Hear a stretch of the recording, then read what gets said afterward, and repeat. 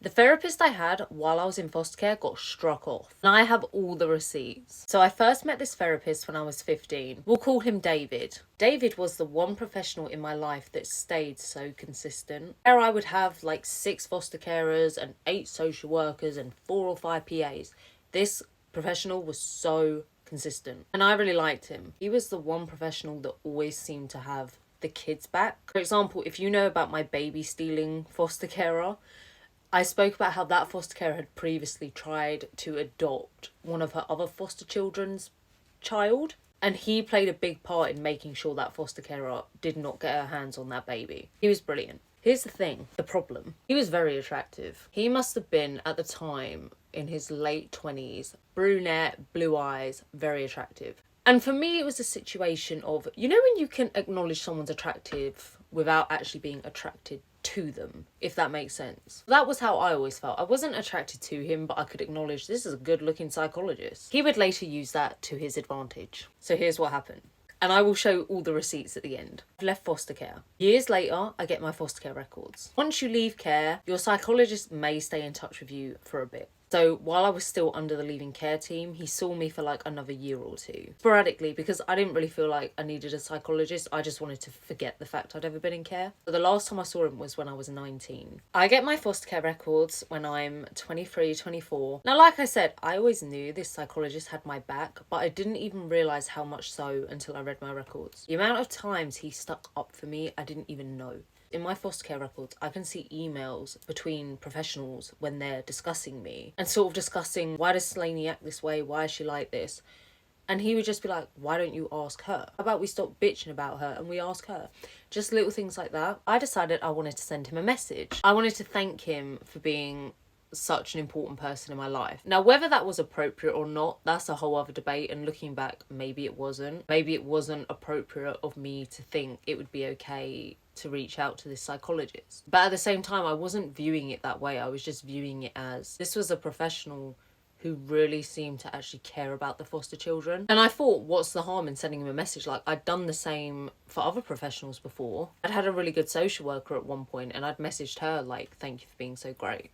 Anyway, I googled his name and I found his LinkedIn and I found his place of work and I found his work email address. I also saw at the top of the page, like, he had books on Amazon. Like, he'd been published, these psychology for children books. So I was like, oh my God, that's great. This is about how long? I haven't seen him in like 6 or 7 years at this point. In the end, I decided not to message him.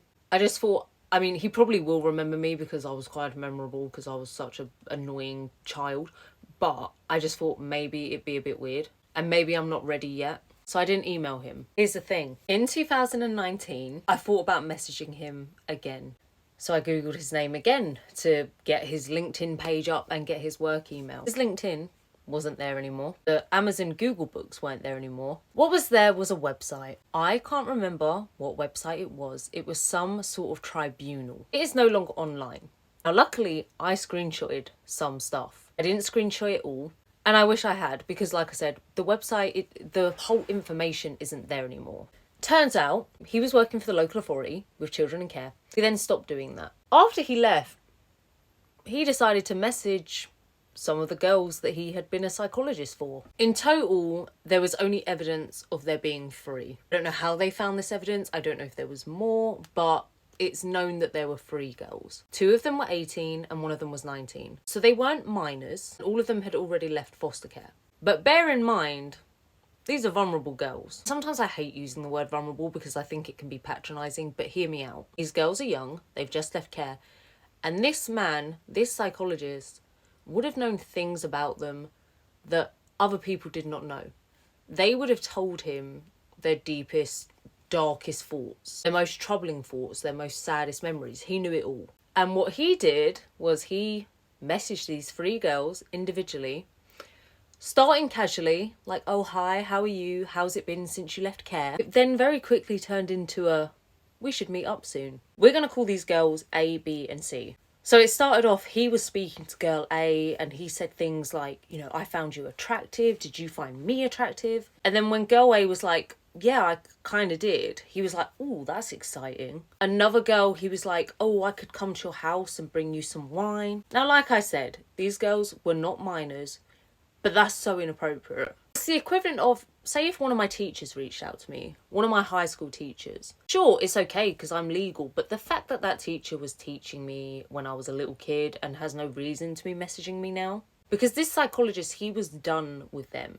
They were no longer accessing therapy. He hadn't spoken to these girls in over a year. One of the girls, I think it was girl C, actually at one point when they were messaging, she actually turned around and went, do you know what, I find this really uncomfortable, I find it really inappropriate, don't message me again. And now I'm going to show you all the receipts. So here we have Exhibit A. I'm going to move my fat head, so pause the screen and read it. In this panel at this tribunal, the main thing they were trying to prove was that the psychologist was doing this with sexual motivations. Which him saying, I thought you were fit, which by the way is really cringy. If you're over the age of 30, stop using the word fit. I don't want to hear nobody saying, well, the girl wanted it, the girl was replying. I don't want to hear none of that. If you don't understand, you don't understand. He also, this little bit at the bottom, which, you know, you couldn't see anyway, he had disclosed to the girl that he liked to take Class A's while he was working. So he was on drugs when he was giving us our psychology therapy sessions. By the way, I don't know how any of this came out. I'm assuming one of the girls reported him, and then I don't know if they asked other people, but this is why I think there could be more. Moving on to the next picture. I'll move my head, pause it. So this is who I said was girl C. This is the girl who said, I find this inappropriate, don't message me again. So David, honestly, I don't know why I use fake names. These people don't deserve fake names. So David had said, oh, I know you're living here. I visit there quite a lot. I could come see you. And to which she said, no, I don't want to.